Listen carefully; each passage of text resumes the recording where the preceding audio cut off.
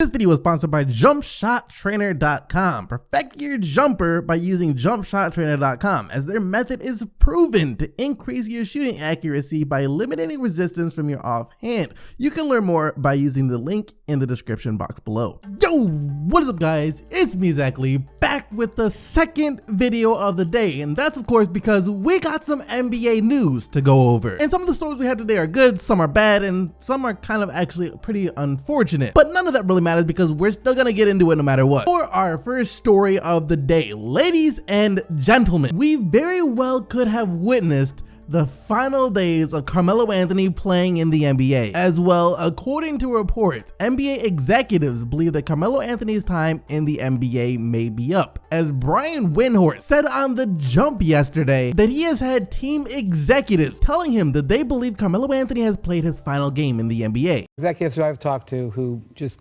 loathe Carmelo's defense, who will say he's played his last game in the NBA.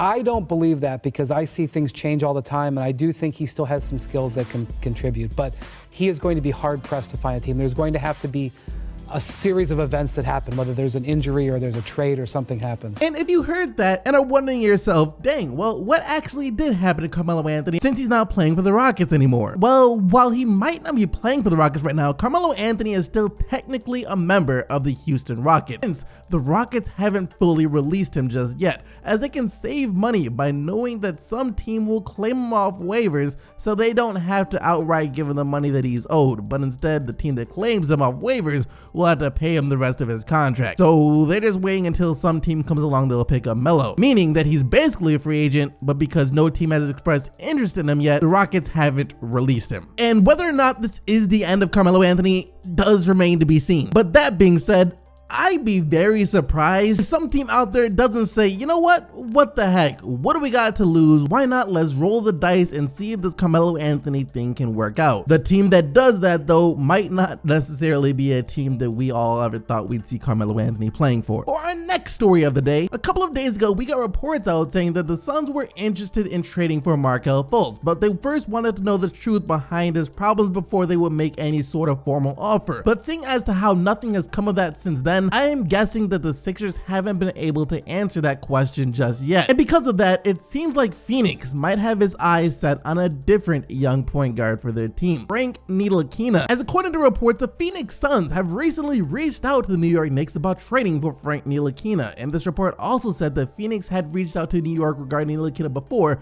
but the Knicks at the time weren't interested in trading him away. And with the Suns and Magic both reapproaching the New York Knicks about Frank Ntilikina, they must feel that with how Ntilikina has been playing so far this year, and seeing as to how he's only getting 12 to 15 minutes per game as of late, that maybe New York is willing to move him now. But I highly doubt that this will be the case. I'd be surprised if we actually saw Frank Ntilikina get traded this season, just because I don't see the Knicks giving up on him this early. Next up in the news, the Sacramento Kings sound like they might be willing to take a bit of a risk, as we got reports out saying that Sacramento is keeping a close eye on Otto Porter Jr.'s situation with the Washington Wizards. And this report comes to us from The Athletic, as one of their reporters claimed that the Kings are keeping a close eye on Porter after they failed to land him in free agency a couple of years back. And I say that this is a risk because any team that trades for Otto Porter Jr. is taking a huge risk that he will become a player for them that is worth the $100+ million contract that he just signed, because so far this season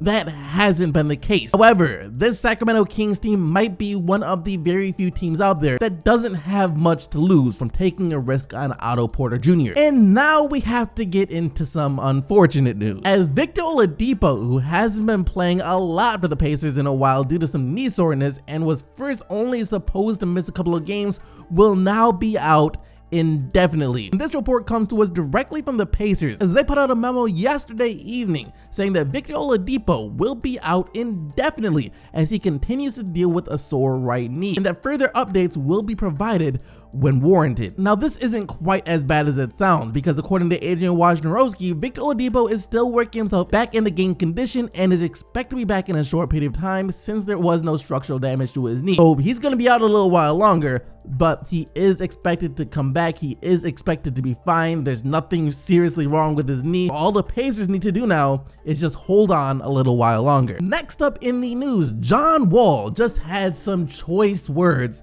for the NBA referees after the Wizards' blowout loss to the Sixers last night, as Wall says that he no longer respects the referees since they don't give him any whistles. I have nothing to say to them. I have no respect for them. Simple as that. I get the same excuse every time. I don't get those calls. I have no respect for them. I have nothing nice to say towards them. Now, NBA players having beef with referees over not getting enough foul calls is nothing new. We see it multiple times every single season. What we don't see though is a player who was complaining about the refs to the media correct the media on how they reported what he said, as Wall replied to that tweet saying, "Won't most of the interview, bruh. I said what it was, why we lost the game. I said after I talked about myself missing layups that I got to make me not getting some free throws. LOL."